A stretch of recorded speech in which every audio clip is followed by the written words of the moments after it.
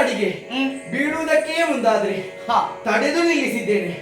ಆಗ ಕೇಳುವುದೊಂದೇ ಪ್ರಶ್ನೆ, ಎಲ್ಲಿಗೆ ಎಲ್ಲಿಗೆ ಎನ್ನುವುದಾಗಿ. ನಾನು ಹೋಗುದು ಹಬ್ಬಕ್ಕೆ ಹೋಗುದೇ. ಹಬ್ಬಕ್ಕ ಕೃಷ್ಣ ಸ್ವಲ್ಪ ನಿಲ್ಲು. ಯಾಕೆ? ಬೇರೆ ಸೀರೆ ಉಟ್ಕೊಂಡು ಬರ್ತೇವೆ. ಇದರ ಮೇಲಿಗೆ ಬೇರೆ ಸೀರೆ ಮೇಲೆ ಯಾರು ಉಡುವುದಿಲ್ಲ.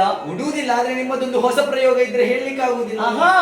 ಹೊಸ ಸೀರೆ ಉಟ್ಟುಕೊಂಡು ಬರುವುದು. ನೀವು ಯಾಕೆ ಉಡುವುದು? ಯಾಕೆ ಹೋಗುದು ನಾನು, ನನ್ನ ಅಣ್ಣ ಬಲರಾಮ, ನನ್ನ ಅಜ್ಜ ಅಕ್ರೂರ. ಅಣ್ಣ ಬಲರಾಮ ಹಾಗೂ ನನ್ನ ಅಜ್ಜ ಅಕ್ರೂರ. ಹೌದಾ? ಹೌದೌದು. ಎಲ್ಲಿಗೆ ಹೊತ್ತಿದ್ದು? ಹೊರಟದ್ದು ಬೇರೆ ಎಲ್ಲಿಗಲ್ಲ, ನನ್ನ ಮಾವನ ಮನೆಗೆ, ಕಂಸ ಕಂಸನಲ್ಲಿಗೆ. ಹೌದಾ? ಮಧುರೆಗೆ. ಯಾವ ಕಾರ್ಯಕ್ರಮಕ್ಕೂ ಇದುವರೆಗೆ ನಮಗೆ ಆಮಂತ್ರಣವನ್ನು ನೀಡಿದವರವರಲ್ಲ. ಈ ಕಾಲಕ್ಕೆ ಒಂದು ಆಮಂತ್ರಣವನ್ನು ನೀಡಿದ್ದಾರೆ. ಅದರಲ್ಲೂ ಯಾವುದಕ್ಕೆ ಗೊತ್ತು? ಯಾವುದಕ್ಕೆ? ಬಿಲ್ಲು ಹಬ್ಬಕ್ಕೆ. ನಿಮ್ಮಂತಹ ನಲ್ಲೆಯರು ಕೂಡಿ ಆಡುವಂತಹ ಆಟ ಅಲ್ಲ, ಮತ್ತೆ ನಮ್ಮಂತಹ ಮಲ್ಲರು ಕೂಡಿ ಆಡುವಂತಹ ಆಟ. ಹೌದೇನು ಕೃಷ್ಣ? ಹೌದು. ಹಾಗಾದ್ರೆ ನಾವು ಬರುವುದು ಬೇಡವಾ? ಬೇಡ ಬೇಡ, ನಾವು ಬರುವುದು ಬೇಡ ಅಂತ ಹೇಳ್ತೀಯ. ಬರುವುದು ಬೇಡ. ಯಾಕೆ ಗೊತ್ತು? ಹೆಚ್ಚು ದಿವಸ ಇಲ್ಲ ಹೋಗುವುದಕ್ಕೆ. ಮತ್ತೆ ಇವತ್ತೊಂದು ದಿವಸ ಹೋಗುವುದಕ್ಕೆ, ನಾಳೆ ಒಂದು ದಿವಸ ಇರುವುದಕ್ಕೆ, ನಾಡಿದ್ದೊಂದು ದಿವಸ ಬರುವುದಕ್ಕೆ, 3 ದಿವಸ. ಕೃಷ್ಣ ಎಷ್ಟು ಸುಲಭವಾಗಿ ಹೇಳ್ತೀಯ. ಹಾಗಲ್ಲ ಕೃಷ್ಣ, ಮತ್ತೆ 3 ದಿನವೇ 3 ಕ್ಷಣವೂ ನಿಮ್ಮನ್ನು ಬಿಟ್ಟಿದ್ದವರು ನಾವಲ್ಲ. ನಾವು ಬರುವುದು ಬೇಡ ಅಂತ ಹೇಳ್ತಾ ಇದ್ದೀಯಾ? ಇಲ್ಲಿದ್ದು ನಾವೇನು ಮಾಡುವುದು? ನಿನಗೆ ಭಜನೆ ಗೊತ್ತು? ಸ್ವಲ್ಪ ಸ್ವಲ್ಪ ಬರ್ತದೆ. ಸ್ವಲ್ಪ ಸ್ವಲ್ಪ ಸೇರಿ ಹೇಳುವುದಾ?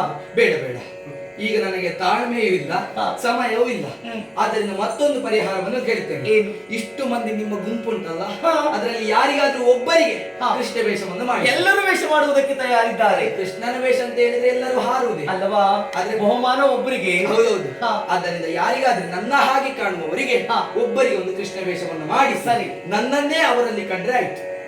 ಅವರಿಗೆ ವೇಷ ಮಾಡಿಸಿ ನಿನ್ನ ನಾಮಸ್ಮರಣೆಯನ್ನು ಮಾಡುತ್ತೇವೆ.